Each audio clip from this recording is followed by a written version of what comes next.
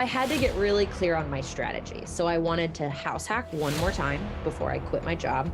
And I wanted to try furnished rentals, and I really wanted to do a burr. And so I made really clear criteria for each of those strategies. I narrowed down on two new markets, Omaha and Des Moines. And then every day I talked to real estate agents in those markets and analyzed deals that only matched those investment criteria.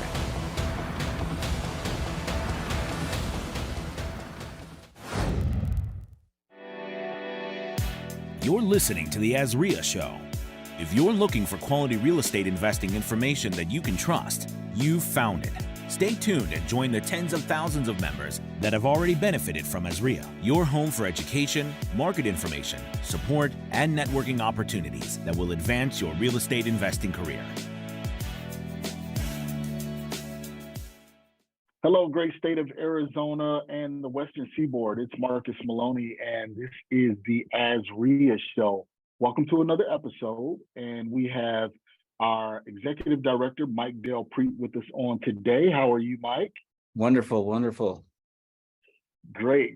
And we have Sarah Weaver, who's going to be with us on today. So let me just give you Sarah's short bio. Sarah is an author, speaker, coach, real estate investor, and business owner. Sarah runs 3 businesses that serve both real estate investors and real estate agents. One of the things that I like about Sarah is she travels the country coaching real estate agents and hosting intimate retreats for investors to talk about a dream life. Invested Adventures, she hosts epic events for real estate investors all over the world. Sarah is taking 18 investors to hike Patagonia and 12 investors on an African safari. I wish I was one of those 12, Sarah. So Sarah owns a portfolio of 19 units in 4 different states, and she managed those all on her own, which are furnished rentals. And she's a digital nomad. So we definitely need to get into that. So Sarah, welcome to the show. How are you? I'm really good, Marcus. I'll make your dreams come true. You can come on a trip anytime. Awesome. All right. That sounds great. Thank you for the invite. I'm going to hold you to that one. So I know I read your bio, but get people get a chance to know you personally. Kind of introduce us to Sarah Weaver. Absolutely. Well, thank you for the kind introduction. I really identify as an entrepreneur and a traveler. So being location independent, I think, is a huge part of not only my story, but also my lifestyle. So I have been fully remote for, over 8 years, and then fully nomadic for the last 4 years. I bought a one-way ticket to Argentina thinking, this is just something I want to check off the bucket list. Maybe it'll last 3 to 6 months. Here we are 4 years later, and I still live out of a suitcase. So now there's different levels to this, it sounds like. So you went from remote to nomadic. Can you please help me out? Yes. So I think to help your audience understand, a lot of people have the ability to work remotely. So you don't have to go into an office anymore. You can do your job from anywhere. Okay. And most people have an apartment, and if they're in real estate, they probably own their primary, right? Well, I set out when I was 25. I wanted a job where I could work from anywhere because I didn't want an apartment. I wanted to live in Portugal for 3 months and live in Mexico City for 3 months and live in Brazil for 3 months. By the way, I did all of those things. Cool. So that was remote. And I always was going back to the US, signing a lease on something, even buying real estate, of course, living in it, doing the house hacking thing.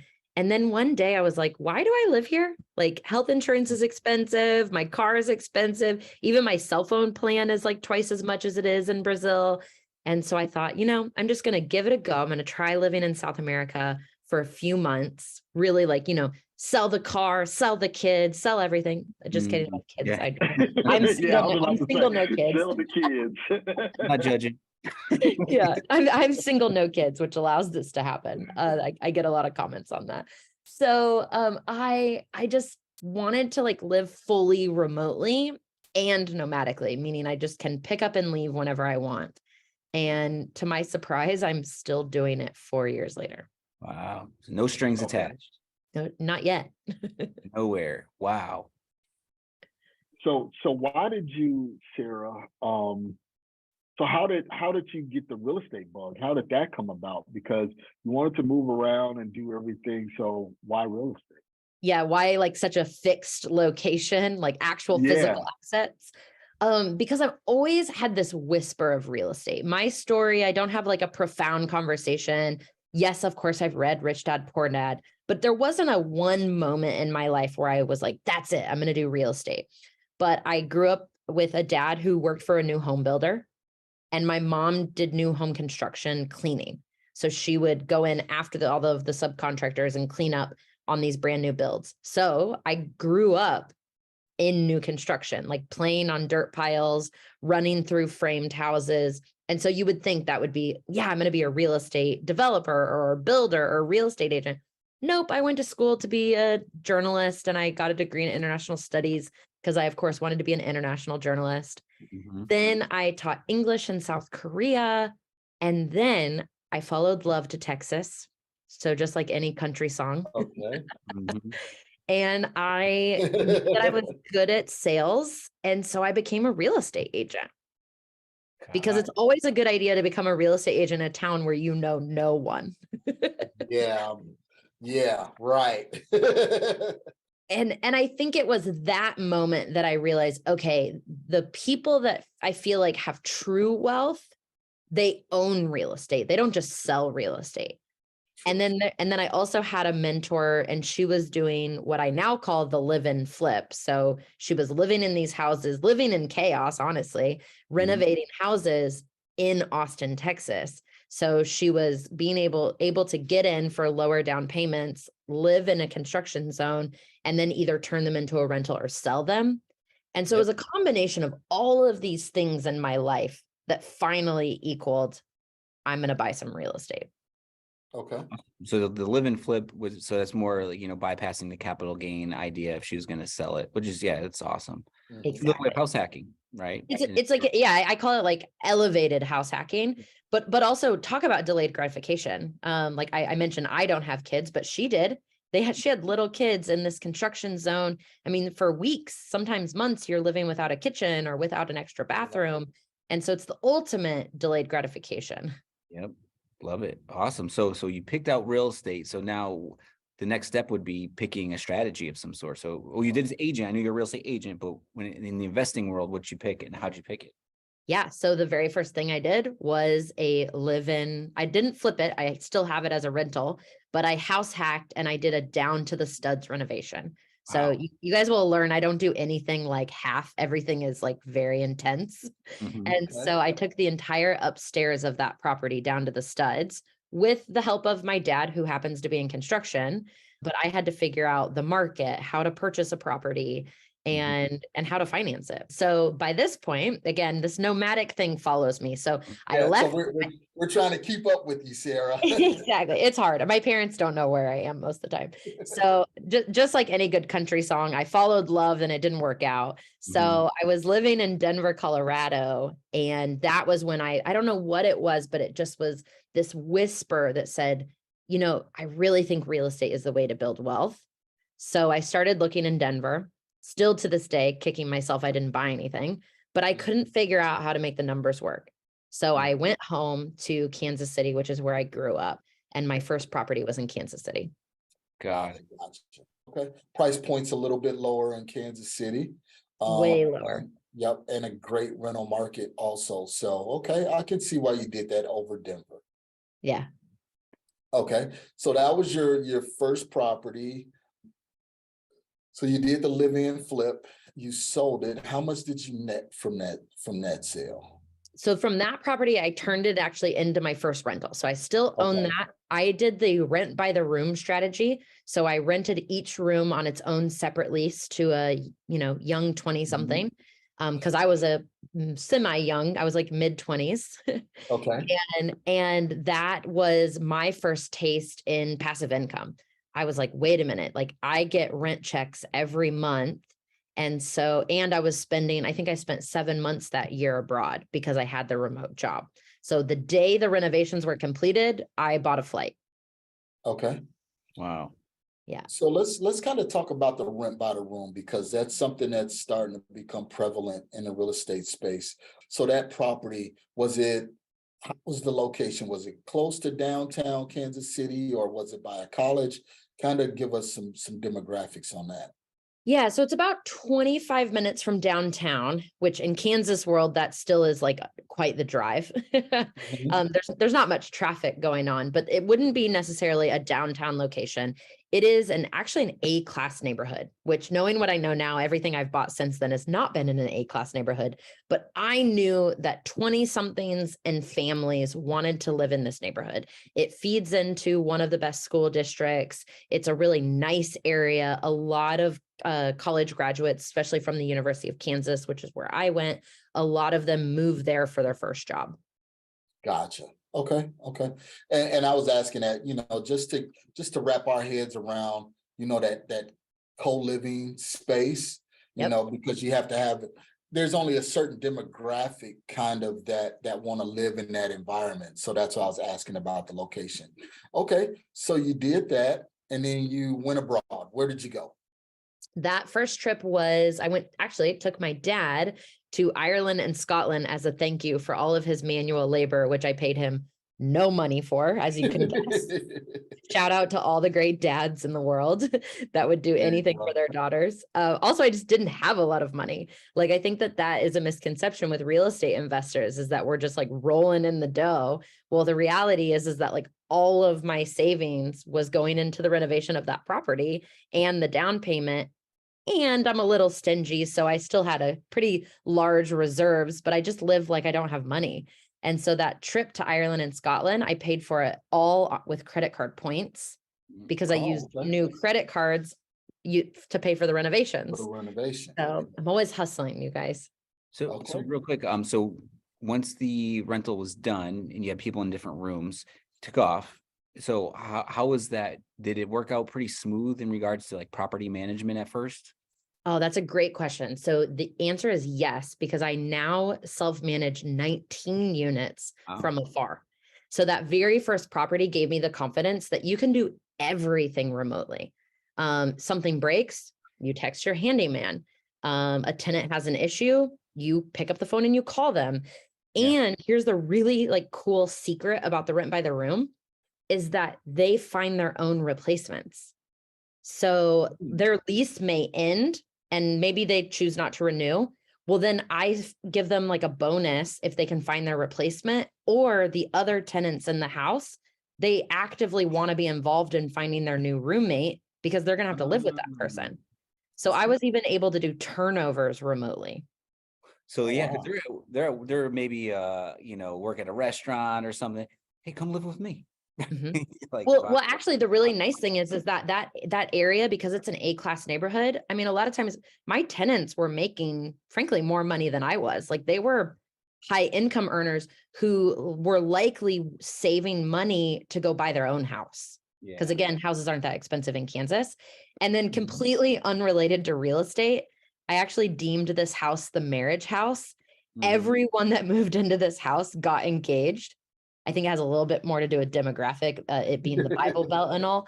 But I saw the trend and have commitment issues, so I fled to Portugal. Been away from this house. Yeah. Every tenant moving into this house got engaged except for one. I mean, it's truly, I call it the magic marriage house. Wow. Okay, so you had that property, you were doing the co-living. How did you roll into your next property? How did you find it, and where was it? Was it in England? Was it in Ireland? Where was it? Yeah, great question. So to not to disappoint, but it wasn't that far away from my first property. However, I wasn't living there at the time. So by this time, 2 years later, by the way, I was living full-time in South America, and I learned the power of investor-friendly agents. So I contacted an investor-friendly agent in Kansas City, met him probably through a RIA or a local event, and told him exactly what I was looking for. And this time I didn't want to buy in an A-class neighborhood. I wanted to buy in a B, maybe B minus, C plus neighborhood. And I wanted a multifamily. I wanted to do what David Green calls the stack. So buy a single family, buy a duplex, buy a triplex, buy a fourplex. And so I knew I wanted to buy a duplex. And this investor friendly agent found it actually on the MLS, and it was perfect. Hit the 1% rule. It was a great turnkey long term. Okay.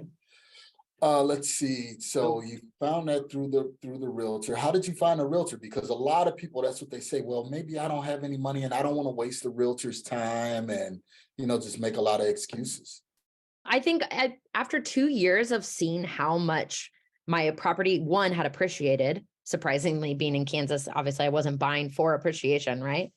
Seeing how much it appreciated, and then just really feeling the power of principal paydown, like noticing that every single month, not only was I cash flowing, but then I would look at my loan balance. I'm like, wow, this is like really cool. Like, I know that there's other people out there doing it, but at the time I wasn't in a bunch of masterminds or networking with other real estate investors.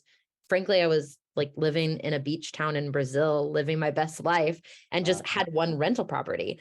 But over time, you start to think, okay, I think I'm onto something. I think that this is how I'm going to build wealth.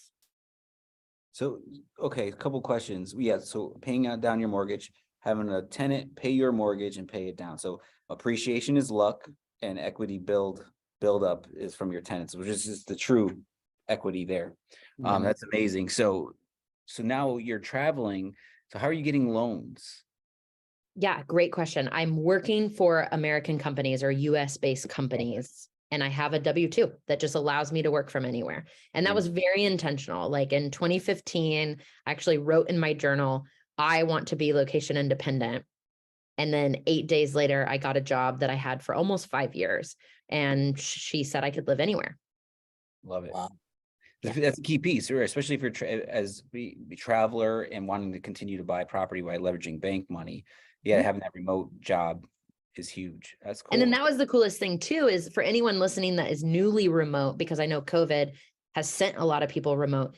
You guys, you can pick up and move anywhere.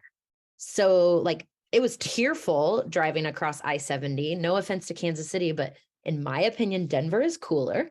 I didn't want to leave Denver, but I had the ability to buy in a low cost area because my boss simply could write a letter saying Sarah can live anywhere.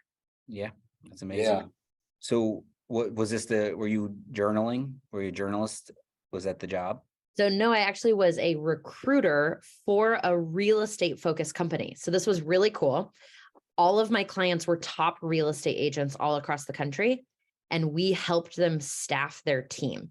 So little did I know, but I was getting insight into the country's top real estate agents, their business, how they were lead generating, the technology they were using, and their team organizational structure.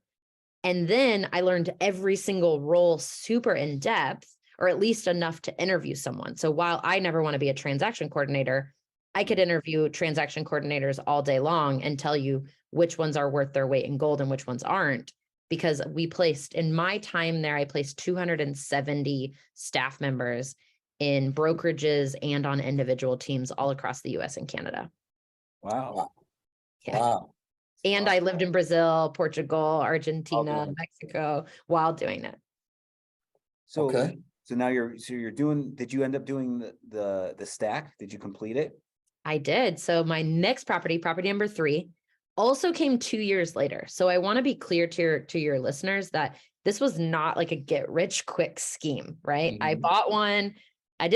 People ask like, oh, do you wish you had bought more? Well, yes, but I also was like living my best life in South America, and I wasn't made of money. Like working remotely in 2015, there wasn't, 6-figure jobs lined up on Indeed.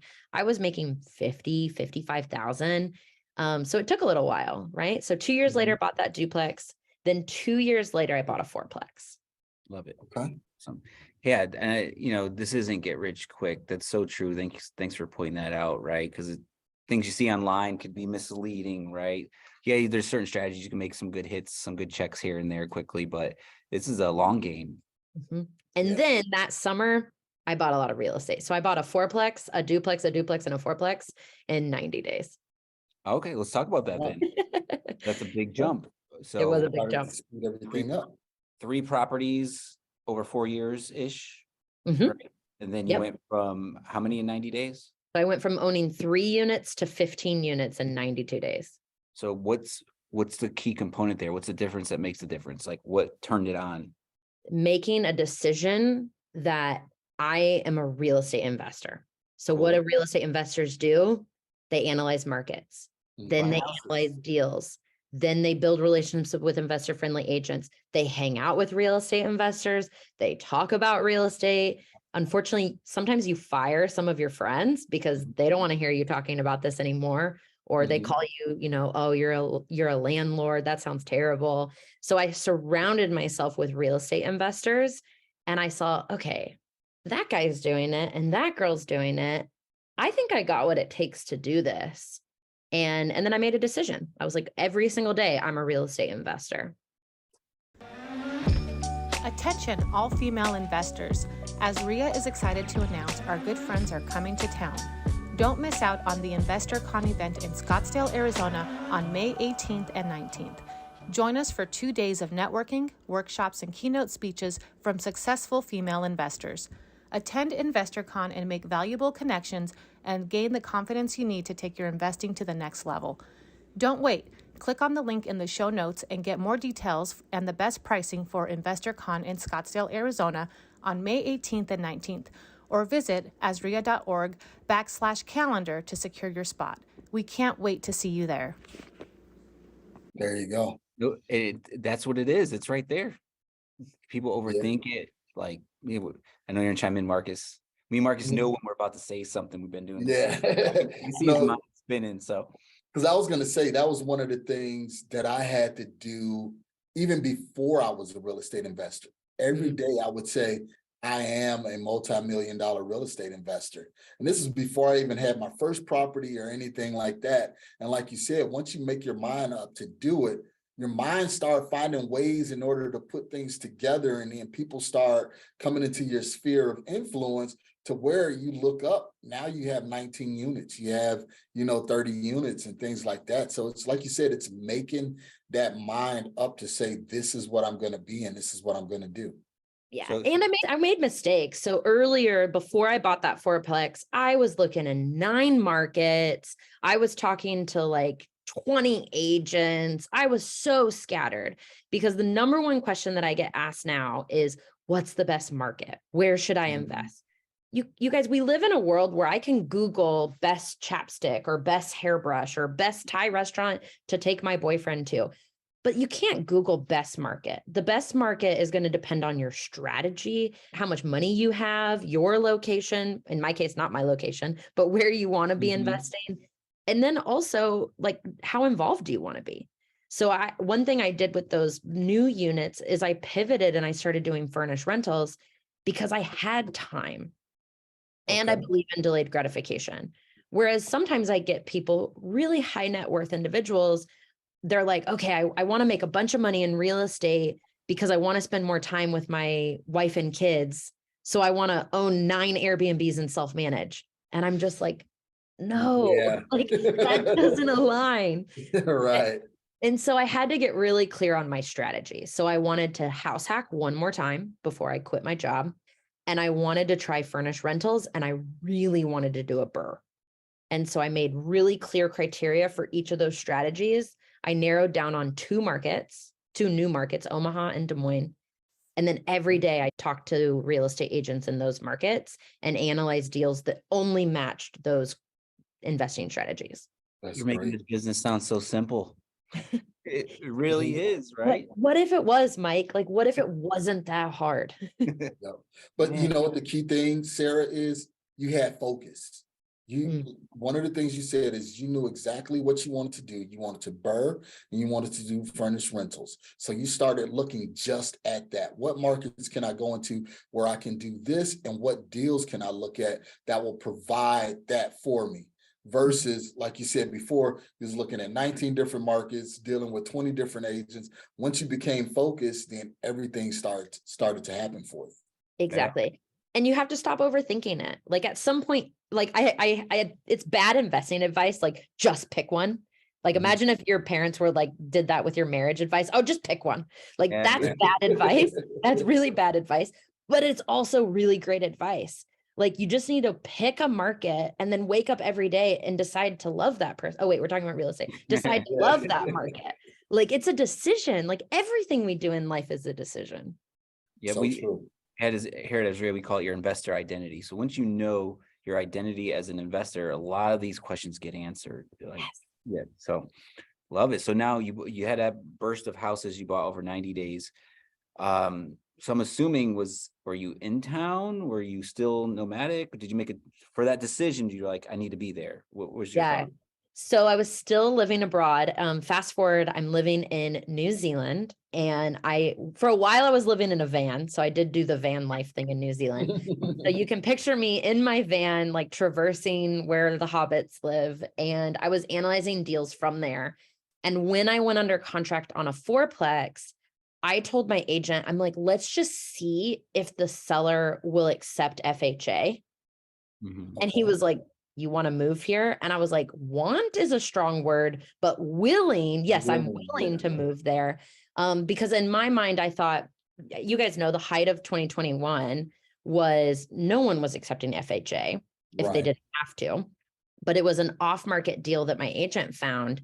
And so I thought, let's just try it. And if they accept it, I can always switch. I had enough money. I didn't need to do 3.5% down. I could have done the 25% conventional loan, but I was like, let's just see if they accept it. And if they do, I'm going to move back to the US. I'm going to sell my van and I'm going to be like the queen of Omaha is in my mind, by the way. I was like, I'm going to, because my very first property, I forgot to mention, I door knocked for that. So that very first property I was door knocking, just literally driving that neighborhood.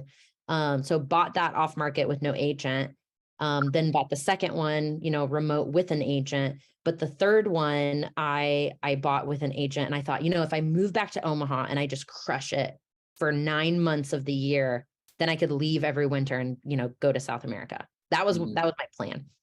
And sure enough, they accepted. So they accepted my offer.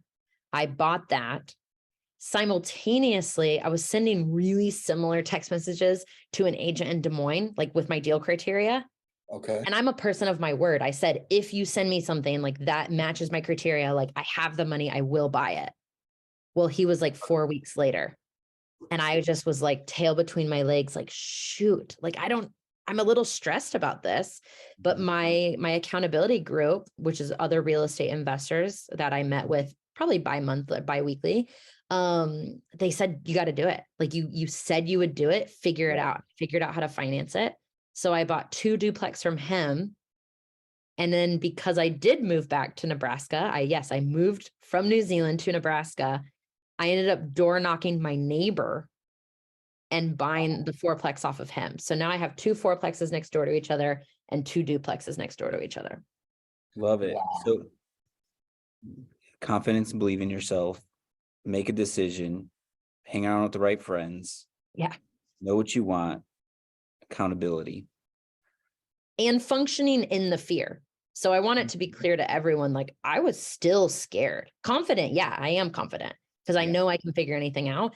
But of course I was scared. Like I bought 4 multifamily properties, like within essentially weeks of each other. Is it functioning in fear? Is that how you said it? That's Yeah, great. like functioning in the fear. Love it. Just taking notes. Yeah.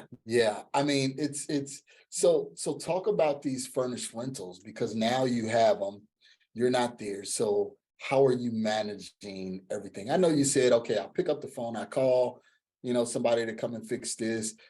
Tell us one situation where you were like, wow, I wish I was there to handle this. I think that a lot. I want that to be clear.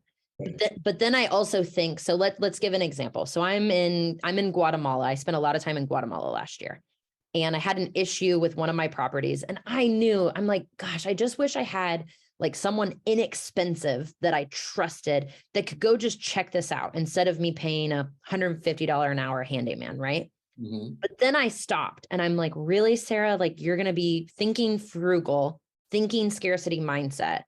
Like one, I'm not a better handyman than any of my handymen, any of my contractors. And for me to go check on a property, I would have to Uber to the airport, fly on a plane, have a layover because no one's flying direct to Omaha. Right. Then I'd have to either rent a car. So you go through like the logistics of actually you going there.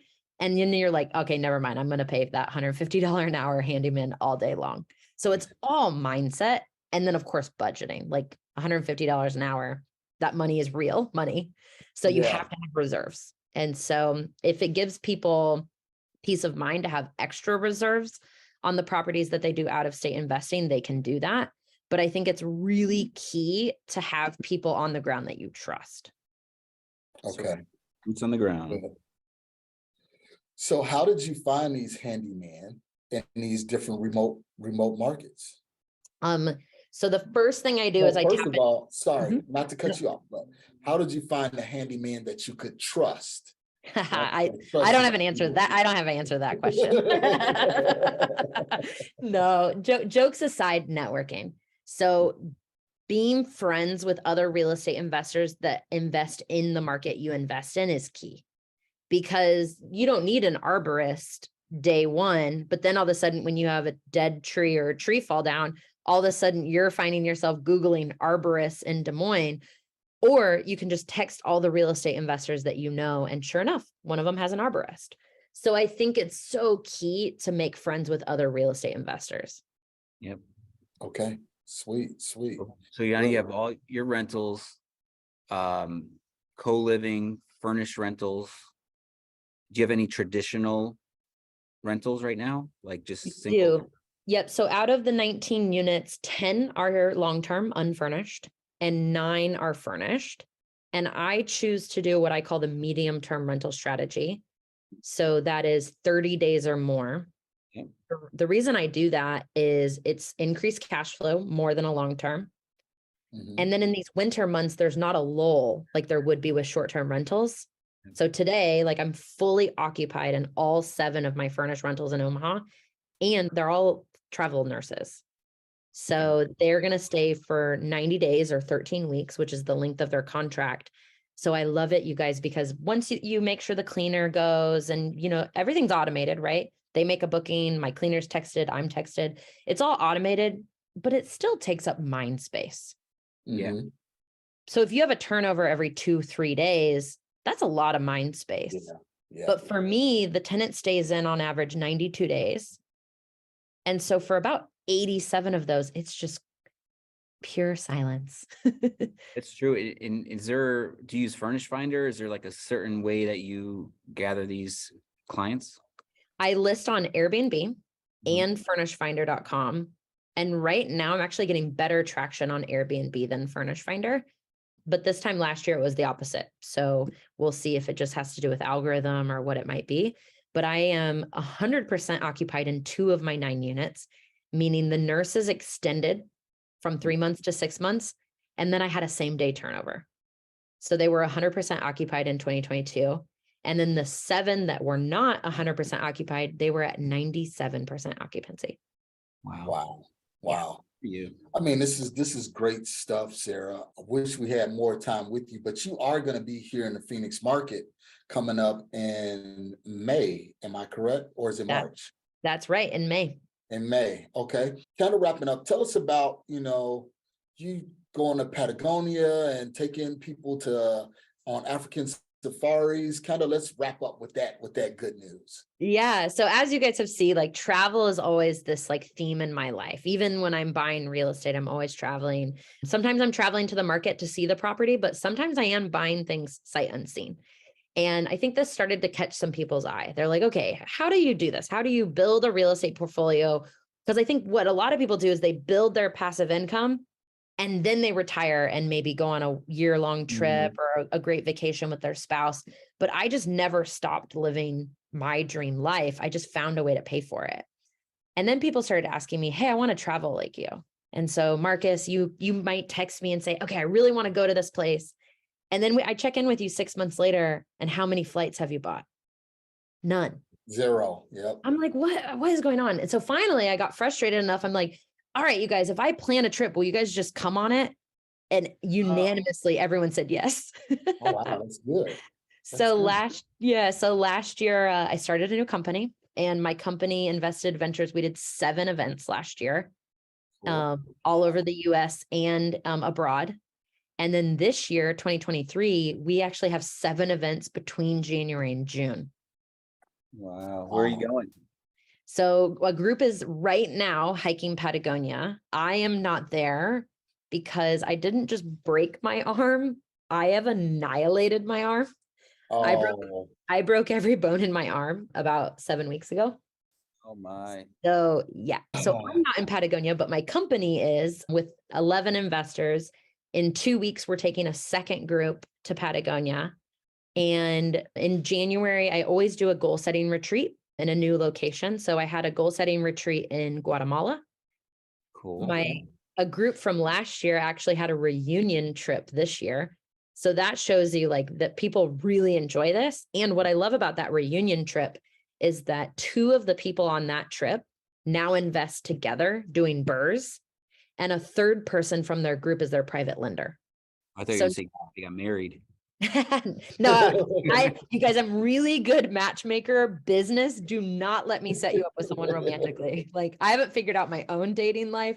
Do not come to me for matchmaking. I mean, that's very good for, like you said, the whole networking. And now you got investors working together and teaming up. So Well, and it's also creates this incredible camaraderie because we go on a trip together, and let's say we hike something together, right? So like now you're seeing me vulnerable, like out of breath, out of shape. So we have this like bonding experience.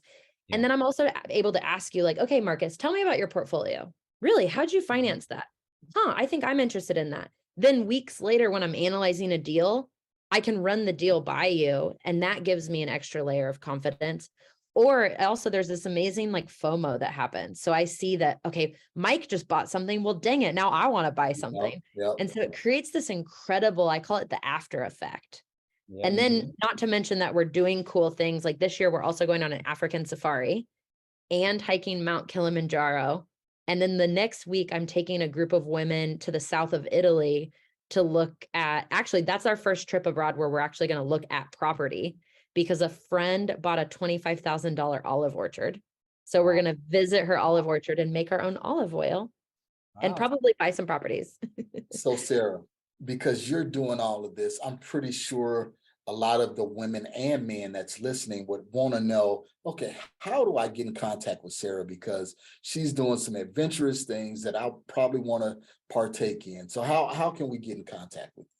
Yeah, they can visit my website. It's sarahdweaver.com, or reach out to me on Instagram, same handle, Sarah D. Weaver. All right. So Sarah, we're going to make sure we make it a point that when you come into Phoenix, that we will make sure we get together. You can come to one of our AZREIA events. Guys, members, you hear from Sarah. So when Sarah is here, make sure you walk up to her, introduce yourself, and let's see what we can do. Maybe plan a Phoenix trip or something, with you. So, I mean, it was a pleasure speaking with you, Sarah. Before leaving, give us one word of encouragement for those real estate investors that's kind of sitting on the fence and not knowing what to do right now. Absolutely. What I want someone to do if they're feeling like, oh, I'm feeling stuck, or I'm dragging my feet, or even they identify that they're sitting on the sidelines, is reach out to someone that's 2 steps ahead of you. I think a lot of us reach out to people that are like 10 or 20 steps ahead of us. That person doesn't remember the emotions that you're going through, the fear or the hesitation. And they're probably really busy and maybe even lack a little bit of patience. I know I'm guilty of that. But find someone that's just 2 steps ahead of you, because they are going to be able to remember every little step of the process that they did that you need to do next. So reach out to someone that's 2 steps ahead of you. Well, look at that. Okay. I could chime in on that really quick because I can relate. I remember when I wanted to get into raising money and multifamily, I paid a coach, and he's like, "How many units do you want?" I was like, "I want 40 units," and he goes, "Oh, call me in next weekend when you got the deal under contract." I was like, you know what I mean? I was like, my brain's spinning. What do you mean? That's like millions of dollars. Like, would it, then talking forward, we came to the realization, is like, hey man, I was thinking too far. He's like, I have 300 units. Like that's in 40s, nothing to me, but I didn't put myself in your shoes where, so that's huge. Yep. Very great point. It And, is. and then those people are going to be called, I called mine my board of directors. I have a group of investors that are either where I'm at, maybe they're 2 steps ahead of me or 2 steps ahead of me, depending on the week, honestly. And those are my people. Like when I'm feeling stressed or frustrated, or like a ceiling actually fell through in one of my properties while I was abroad. And that was a moment where I was like, what do I do? They just level-headed with me. They were like, go home, like Uber back to your Airbnb and call your contractor. Like stop whining or moaning. Whereas if you text the wrong friend, then they're going to be like, oh my God, I told you shouldn't get into real estate. That's terrible. So you have to be so careful who you talk to. So true. So true. So Sarah, thank you so much. We definitely appreciate you spending your time with us, because you could be anywhere in the world like you are. And we really appreciate your time. And when you are in Phoenix, please come by the office. You know how to find us. We'll definitely let us spend some time with you. That sounds great. Thanks for having me. Okay, thank you. Guys, you know exactly what to do. You got the words of instruction from Sarah. You got the confidence from Sarah. She showed you exactly what to do. Get out there and take action. That's all you need to do, is get out there and take action, and you will succeed. So this is Marcus Maloney with Mike Del Preet and Sarah Weaver signing off on the AZREIA Show. Thanks for listening to the AZREIA Show with your hosts, Marcus Maloney and Mike Del Preet. We hope you enjoyed this episode. If you found this information valuable, head over to AZREIA.org and learn more about our community.